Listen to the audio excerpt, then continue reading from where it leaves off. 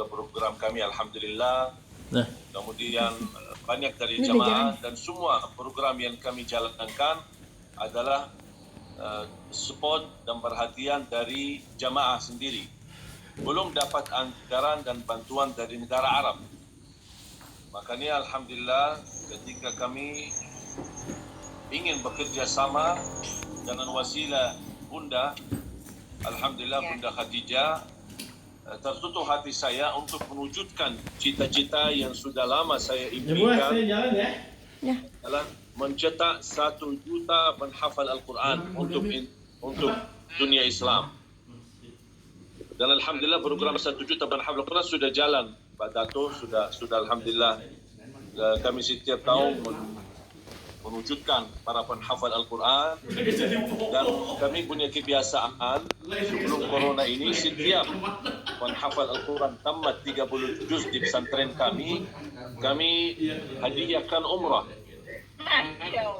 Ya. Dan tujuan daripada hadiah umrah sebenarnya bukan hanya untuk umrah, tapi sekaligus kita hantarkan mereka bertemu dengan imam-imam besar Masjidil Haram dan Masjid Nabawi untuk setor dan tes hafalan. Dan alhamdulillah yang kami kirim ke sana semua berhasil pulang ke Indonesia sudah membawa sertifikat betul bacaan, betul hafalan dan bersanad sampai sambung kepada Rasulullah sallallahu alaihi wasallam. Kami ingin mewujudkan cita-cita saya, setiap masjid memiliki imam dengan fasilitas yang baik, hafalan yang baik dan suara yang indah. Karena kami ingin semua jemaah menikmati salat tarawih, menikmati salat 5 waktu, menikmati bacaan-bacaan imam. Dan kita ingin kalau tidak ada minat para imam yang masih bacaannya kurang bagus, kalau dia tidak minat untuk ikut memperbaiki, karena kita tidak haruskan, tidak semestinya hafal, tapi minimal untuk bisa dan boleh memperbaiki bacaan, tahsinut tilawah. Makanya kami ada 5 target dalam program kami, ada 5. Yang pertama, membaca Al-Quran dengan benar, menyempurnakan bacaannya dengan tajwid. Kemudian yang ketiga, mengindahkan suara. Dan selalu saya cakap, kalau ada orang suaranya kurang bagus, mungkin orang lain kalau dengar mungkin boleh sakit kepala. Allah, saya cakap insyaAllah ada solusi dan jalan macam mana kita boleh lebih bagus kita punya suara. Kemudian yang keempat adalah menguatkan hafalan. Karena banyak keluhan dari jamaah, kami boleh hafal tapi cepat lupa juga. Macam mana kita boleh tahan hafalan? InsyaAllah ada metode dan alhamdulillah metode mudah hafal Al-Quran sudah banyak ada di YouTube. Minimal 1 kali di YouTube orang nonton boleh 4 juta, 5 juta. Kemudian yang terakhir, target yang kelima, membaca Al-Quran di dalam salat maupun di luar salat sesuai bacaan Nabi Muhammad sallallahu alaihi wasallam. Dan ini semua ada ilmunya. Bagaimana Rasulullah SAW baca Al-Quran, bagaimana Rasulullah SAW baca di salat subuh, apa yang dibaca di salat sunnah, apa yang dibaca di mana ayat yang buat Nabi Muhammad nangis, mana ayat yang membuat Nabi Muhammad bahagia, mana ayat yang membuat Nabi Muhammad sedih, mana ayat yang membuat Nabi Muhammad berdoa dan bermunajat kepada Allah. Dan ini semua ada ilmunya. Maka tapi kita tidak boleh terapkan sebelum ada proses awal perbaiki bacaan, tahsinut tilawah, sempurnakan tajwid, indahkan suara, kuatkan hafalan, baru masuk kepada target inti membaca Al-Quran sesuai bacaan Nabi Muhammad sallallahu alaihi wasallam. Dan alhamdulillah kami sudah ada pesantren di Jakarta dan kemarin sudah kami berhasil membangun satu pesantren Islamic Center, tapi Islamic Center kecil lah. Tidak sebesar yang kita cita-citakan untuk Malaysia dan untuk Indonesia. Amin. Dan alhamdulillah sudah tamat, sudah bangunan, dan tanah pertama diwakafkan oleh jamaah dari Malaysia. Ada orang jamaah dari Malaysia, dia datang silaturahim dan dia bertemu dengan saya dan dia langsung mau serahkan dana wakaf, saya bilang mohon maaf saya tidak boleh terima. Harus dia seorang ibu, saya cakap sama dia, bunda, kalau boleh berkenan lihat dulu kita punya lokasi tanah di mana itu. Saya tidak boleh saya tidak boleh terima sebelum bunda boleh tengok tanah, boleh nampak semua, lihat semua surat okey, semua aman, sesuai prosedur, tidak ada yang melanggar aturan negara dan betul-betul yang kita jalankan sesuai amanah. Dan alhamdulillah beliau datang khusus dari Malaysia, datang ke Indonesia, kemudian kita bawa ke Puncak. Dan alhamdulillah difasilitasi waktu itu sama kepala polisi memberikan patwal, kita dibawa polisi sampai ke lokasi dan beliau melihat semua tanah dan alhamdulillah beliau istikharah dan meyakinkan bismillah. Begitu beliau sarahkan, kita langsung proses surat jual beli tanah dan kita wakafkan, proses wakaf atas nama yayasan, karena saya tidak mau apapun tanah itu tidak boleh atas nama pribadi, harus dijadikan tanah wakaf, karena saya khawatir besok-besok kita tidak tahu wafat atau apa dipanggil oleh Allah, nanti ribut ahli waris, orang fikir kita punya harta. Kita punya harta adalah Al-Quran, boleh diwariskan kepada keturunan. Kalau harta dunia tidak ada, harta dunia semua untuk akhirat. Amin ya Allah. Masya Allah. Makanya alhamdulillah kami bangun dan alhamdulillah sudah selesai bangunan pesantren. Tapi karena kemarin kita punya niat untuk diresmikan di bulan Ramadan. Bulan Ramadan, ya sekalian kita tarawih, bahkan kami dapat hadiah dari saya punya kenalan dari salah satu imam besar Masjidil Haram, kami dapat hadiah kurang lebih 300 karpet dari bekas Masjidil Haram. Ya, karpet yang panjang kami dapat 300 dan kami simpan. Kami ada sebagian yang kita tawarkan kepada jamaah sebagai wakaf. Jadi ada orang yang beri infak dapat hadiah karpet, ada juga sertifikat. Kemudian dana yang kita dapatkan melalui karpet kita salurkan kepada program 1 juta penghafal Al-Quran. Dan alhamdulillah banyak yang cukup, sampai ada orang pesan kalau dia karpet mungkin agak panjang, dia 4 juta lebih, boleh enggak saya minta sajadah lah saja. Akhirnya kita habis musyawarah, kita potonglah kecil-kecil ni. Kita bikin sajadah, tidak terlalu besar, cukup untuk seorang. Dan alhamdulillah, ya kita ingin bagi berkah lah. Kita hanya ingin membagi berkahnya saja. Dan setiap jamaah penerima karpet kita kasih hadiah sertifikat yang bisa memastikan ini betul-betul dari sana, bukan kami buat, bukan kita beli di pasar atau di mall. Ya. Dan alhamdulillah salah satu program juga yang mensupport program 1 juta menghafal Al-Quran adalah Mud Madinah. Mud Madinah atau disebut Mud Nabawi, sebuah benda. Kita sekarang alhamdulillah sudah tahun ini kita syiarkan zakat fitrah, takaran kita untuk ukur zakat fitrah gunakan mud, tidak gunakan kilogram lagi. Dan alhamdulillah kita sudah syiarkan, kita sudah sebarkan melalui banyak sahabat-sahabat kami, para asatiz, para habaib, ada juga banyak dari kalangan pemerintah. Dan alhamdulillah program kami selalu terbuka. Alhamdulillah pemerintah kami di Indonesia sangat tahulah program kami. Dan alhamdulillah kita buat ada program bedah rumah, ada program kita bagi uang tunai untuk lebaran untuk warga du'afa dan miskin. Dan insyaAllah ke depan ada satu program yang insyaAllah sangat membantu luang kerja, membantu orang-orang yang tidak bekerja. InsyaAllah akan dapat luang banyak untuk bekerja dan juga akan mendapatkan banyak menutupi keperluan orang warga du'afa dan miskin. Kalau saya sebutkan gudang ihsan. Namanya gudang ihsan. Bagus banget. Berbagi. Dan kami ingin dari ihsan, kita ingin mengajak seluruh orang Muslim, ayo kita berihsan kepada orang yang memerlukan perhatian dari kita, apalagi dalam kondisi corona. Dan insyaAllah program ini InsyaAllah akan sangat baik dan kami sudah belajar hampir 1 tahun dan InsyaAllah sangat dimatangkan. Cuma karena saat ini kita belum mulai karena pertama belum dapat tanah wakaf. Yang kedua karena masih dalam kondisi corona belum kita beraktivitas. Dan ini semua inti dari program ini adalah betul-betul bagaimana membumikan Al-Quran. Bagaimana bisa kita membangun generasi yang cerdas, yang mengerti, yang betul-betul faham agama, walaupun nanti ke depannya terserah masing-masing, ada yang ke dunia doktoran, ada yang ke dunia politik, ada yang ke dunia kemana, dia sudah betul-betul diisi dengan akhlakul Quran, menjadi orang yang amanah, yang betul-betul membangun negerinya dan membangun masyarakat bagaimana bisa menjadi lebih baik agar kita sama-sama mendapatkan ridha Allah Subhanahu wa taala.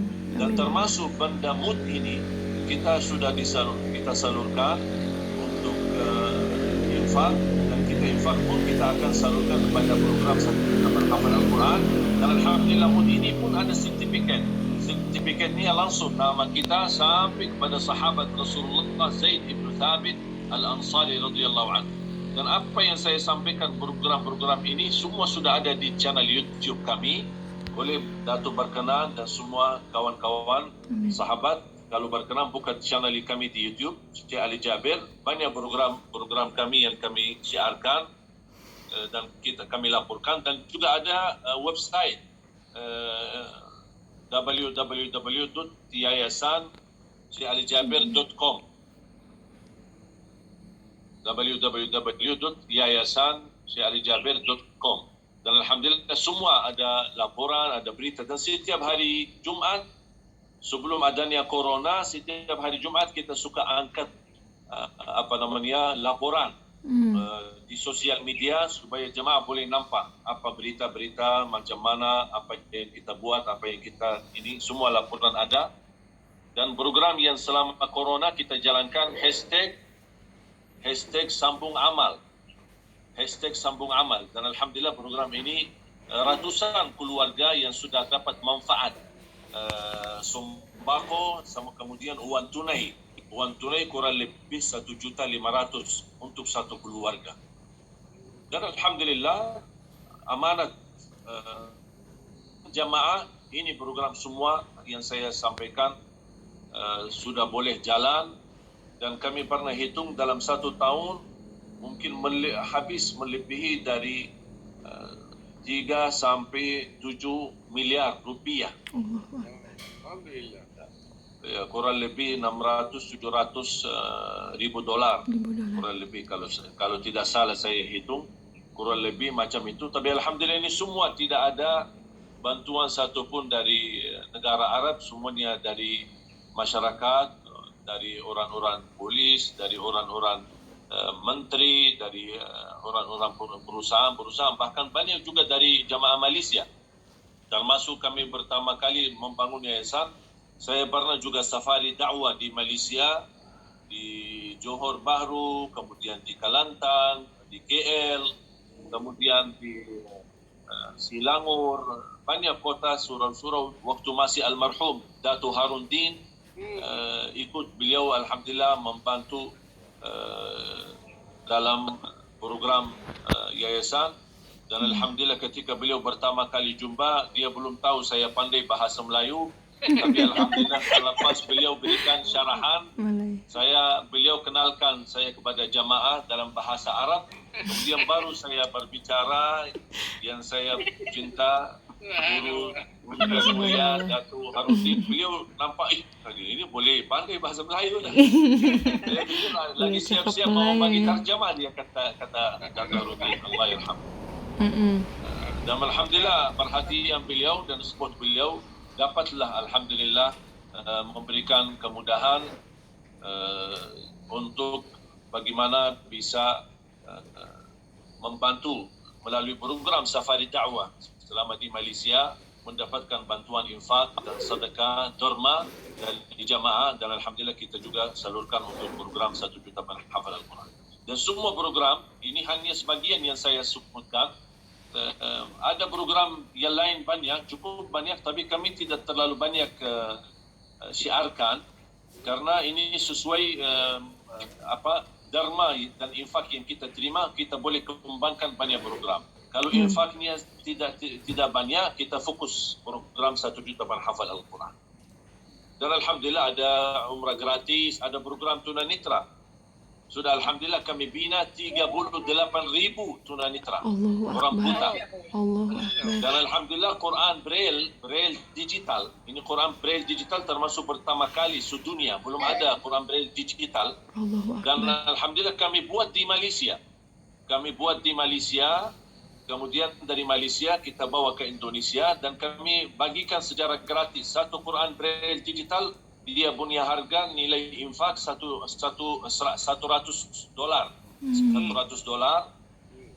Dolar Amerika, dan kami bagikan alhamdulillah lebih dari 38,000 dan alhamdulillah di seluruh wilayah di Indonesia, dan alhamdulillah kami sudah hadiahkan umrah gratis cuma-cuma untuk saudara kita orang buta, dan sudah alhamdulillah 4 angkatan. Mulai dari 8 orang, kemudian angkatan kedua 20 orang, angkatan ketiga 30 orang, angkatan yang keempat 100 orang. Dan ini kami hadiahkan gratis. Dan alhamdulillah ketika kami tiba di Saudi, orang petugas imigrasi pun memberikan pelayanan yang luar biasa, karena ini kan nampaknya orang buta antri panjang sama-sama, karena kita susah atur ya. Susah sekali, subhanallah, luar biasa. Tapi Allah kasih banyak kemudahan. Walaupun mereka begitu tiba di Al-Ka'bah dan tawaf, semuanya orang buta nangis. Dia nangis. Saya bilang, kalian kok nangis? Dah boleh nampak Ka'bah, macam mana nangis? Dia berkata, mereka jawab, kami boleh nampak di hati. Itu sebab kami nangis. Karena saya tidak cakap, kami sudah lagi di tawaf, saya tidak cakap, saya diam-diam, saya bawa. Dia merasa rohani batin mereka ada sesuatu sinergi yang bersambung ke batin mereka. Mereka nangis dan berdoa.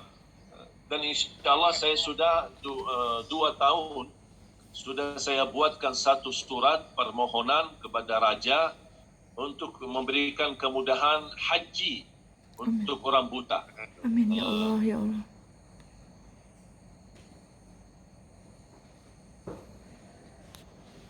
Mudahan ada. Dan kami cakap kalau dapat ada di Saudi, alhamdulillah. Kalau tidak dapat, saya cakap berikan saja kepada kami visa. InsyaAllah jamaah kami di sini insyaAllah siap boleh bantu untuk biaya tiket dan hotel dan lain sebagainya. InsyaAllah kita boleh. Dan ini alhamdulillah semua berkat kepercayaan dan amanah dari jamaah. Makanya kami sekarang dalam semua program ini yang alhamdulillah sudah banyak kenal program kami dari Inggris, dari Jerman, dari China, dari Malaysia, dari Brunei. Dari Brunei pun alhamdulillah banyak juga ikut membantu.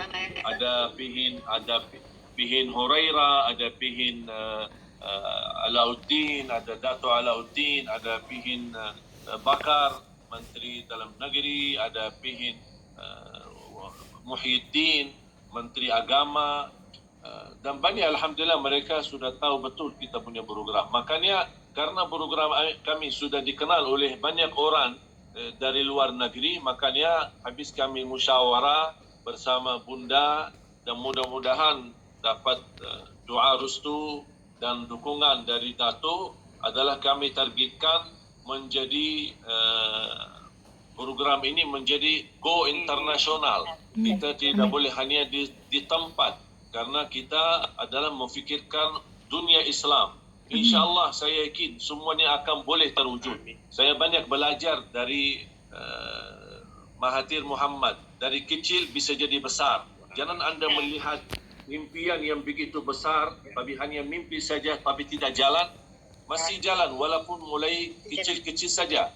Mulai sedikit-sedikit, perlahan-lahan, insyaAllah semuanya terwujud. Amin, amin. Makanya beliau terkenal sebagai orang yang merubah Indonesia menjadi lebih baik. Dan insyaAllah akan Allah hadirkan juga di Malaysia yang insyaAllah sama. Dan bahkan insyaAllah lebih baik lagi daripada Mahathir Muhammad. Dan insyaAllah masih harus kita memiliki optimis dan hati yang tinggi. Karena itu yang ditanamkan oleh Nabi kita Nabi Muhammad sallallahu alaihi wasallam. Makanya kami habis musyawarah ingin program ini menjadi yayasan hubungan internasional. Karena saya banyak termasuk orang-orang yang dari negara Arab, dari Qatar, dari Kuwait, dari Arab Saudi. Sebenarnya mereka ingin membantu. Makanya kami berusaha memberi semudah-mudahnya bagaimana program ini betul-betul bisa menjadi lembaga terpercaya dan bisa menjadi berguna bagi umat, bukan berguna bagi pribadi. Kalau pribadi saya tidak punya harapan apa-apa dan cita-cita apa-apa, hanya untuk umat Islam. Bagaimana umat Islam boleh sejahtera, bagaimana umat Islam maju, bagaimana umat Islam menjadi umat yang terhormat. Kemanapun mereka berada, dihormati. Dimanapun mereka berada, dimuliakan. Bukan sebaliknya dihina dan dizalimi dan ditindas dan juga di bermacam-macam perbuatan kehinaan. Tapi insyaAllah saya yakin sesuai berita-berita dan berita dari Rasulullah sallallahu alaihi wasallam, insyaallah umat Islam akan menang, umat Islam akan kembali. Saya bersama semua kawan termasuk Bunda dan mudah-mudahan bersama Datuk, saya harap kita semua bersama-sama Allah tuliskan nama kita di dalam kejayaan umat Islam. Islam pasti akan berjaya. Islam pasti akan berjaya. Tetapi berjayaan itu apakah kita mau masuk dalam kepercayaan Islam atau tidak? Kalau saya percaya dan yakin Islam akan jaya, Islam akan maju, Islam akan makmur, akan kembali semula sebagaimana kemakmuran di zaman Nabi Muhammad sallallahu alaihi wasallam. Amin, amin. Sayang sekali kalau kita tidak bersedia nama-nama kita ada di situ. Nanti besok kita dipanggil oleh Allah duluan, nanti dipanggil akan Allah tanya, apa yang kamu buat untuk Islam? Apa yang Anda buat untuk umat Islam? Alhamdulillah ya Allah, banyak yang menjadi saksi, banyak yang menjadi bukti. Kami sudah banyak tolong umat Islam. Apa yang kita mampu? Mungkin ada orang tidak mampu dari segi harta, tapi mampu dari segi kalimat yang baik, memberi nasihat, memberikan masukan, memberikan pelayanan, bisa menunjukkan kepada orang lain yang lebih mampu, tunjukkan kesempatan untuk beramal. Sebagaimana Rasulullah SAW bersabda, "Waddalu 'alal khairi kafa'ili." Yang menunjukkan kebaikan dapat pahala seperti orang yang kerjakan kebaikan itu sendiri. Kadang-kadang ada orang berkata, saya tidak boleh, saya tidak pandai, saya tidak punya, saya tidak mampu. Tapi kalimat dari lisan kita kepada orang lain yang lebih kaya, lebih makmur, lebih jaya usahanya, kita sampaikan ini ada hajat untuk umat. InsyaAllah lembaga ini boleh dipercaya. Ini lembaga insyaAllah amanah. Ini kalimat-kalimat menjadi syafaat. Ini kalimat-kalimat menjadi kebaikan. InsyaAllah setiap orang menyalurkan kebaikan tersebut, walaupun kita duduk di rumah sendiri, insyaAllah Allah salurkan pahalanya. Dan Alhamdulillah berhadir bersama kita Ibu Lina, kemudian Profesor Oko. Terima kasih kehadirannya, dan juga Ibu Deva, semua ini, dan juga mereka semua bersama untuk program Yayasan Hubungan Internasional. Amin, amin ya Allah. Dan Alhamdulillah kami punya tim ya, bukan kami bekerja sendiri, kami punya tim, dan selalu saya Alhamdulillah diberikan perhatian oleh termasuk juga Profesor Arif Rahman. Beliau adalah pembina kami dan beliau sangat terkenal dan sangat luar biasa, profesional dalam bidangnya. Kemudian beliau adalah mertua saya punya mertua, dan Alhamdulillah beliau memberikan banyak nasihat dan masukan. Makanya saya ingin melipatkan beliau, Profesor Arif Rahman, untuk boleh bergabung bersama kami, bersama Dato' Amiruddin, untuk di program Yayasan Internasional. InsyaAllah akan membawa rahmatan lil alamin dan membawa Islam insyaAllah berjaya ke depan. Amin, amin ya rabbal alamin. Mohon maaf kurang lebihnya. Wabillahi taufiq wal hidayah. Saya mengambil masa yang cukup lama. Semoga dibukakan pintu maaf dan mudah-mudahan apa yang saya sampaikan dalam perkataan tadi mudah-mudahan membawa manfaat, dan insyaAllah apapun informasi yang diharapkan dan diminta, insyaAllah kami siap untuk teruskan, dan kami insyaAllah siap. Yang saya bisa dan boleh saya janjikan adalah insyaAllah semua amanah yang diberikan kepercayaan insyaAllah tidak akan salah guna, dan insyaAllah kita akan terus memperjuangkan sampai mati. Amin, amin. Dan insyaAllah kita dijemput oleh Allah dengan keadaan husnul khatimah. Amin, Amin ya Rabbal amin ya Allah. Terima kasih atas perhatiannya Dato', terima kasih Profesor Oko, terima kasih Bu Lina, terima kasih juga Bunda Rahma, Pak Nirma, Nirwan, kemudian Pak Tan, Josan, dan semua yang saya mohon maaf sebutkan nama maupun yang saya tidak berkesempatan sebutkan namanya, semua insyaAllah menjadi orang mulia di sisi Allah, mulia di mata Allah dan mulia di mata manusia. Amin, amin, ya Rabbal Alamin. Terima kasih, wabillahi taufiq wal hidayah. Wassalamualaikum warahmatullahi wabarakatuh. Waalaikumsalam warahmatullahi wabarakatuh. Ya, sekarang ini boleh masukkan dari Dr. Amin. Dr. Amin, berkenaan you punya pondok pengajian. Ya. Terima kasih Bu. Assalamualaikum warahmatullahi wabarakatuh. Waalaikumsalam warahmatullahi Kepada hadiri dan juga rakan-rakan di sana.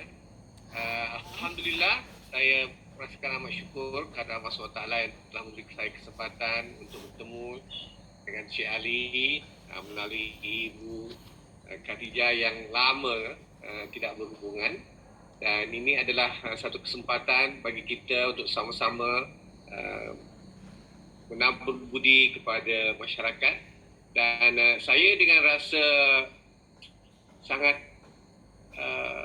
rendah diri melihat dari segi program-program yang telah dijalankan oleh Yayasan Syekh Ali di Indonesia, dan merasakan yang saya di sini sangatlah kerdil dari segi tahfiz Quran dan aktiviti yang ada di sini. Tapi ini memberi kesempatan untuk saya berfikir dengan lebih luas, sama ada kita mampu untuk mengambil semua program-program yang sedia ada dijalankan di Indonesia, atau memilih mana-mana yang sesuai untuk kita jalankan di Malaysia, dan menggunakan landasan yang sama untuk mengembangkan program-program tersebut di Malaysia. Tahfiz Quran saya bermula secara peribadi kira-kira 15 tahun dahulu sebagai usaha individu untuk mengisi keperluan kekosongan rumah peninggalan arwah datuk saya yang tidak digunakan. Jadi sehingga sekarang, selepas 15 tahun, 17 tahun saya agak, terdapat 2 tahfiz lelaki dan perempuan yang hanya boleh mengambil 40 orang pelajar saja bersama dengan 8 orang guru, dan aktivitinya hanyalah sekadar untuk penghafazan. Jadi dengan niat untuk menggunakan